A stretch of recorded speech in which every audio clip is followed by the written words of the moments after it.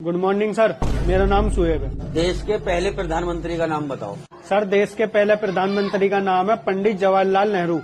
ठीक है। हमारा देश आजाद कब हुआ?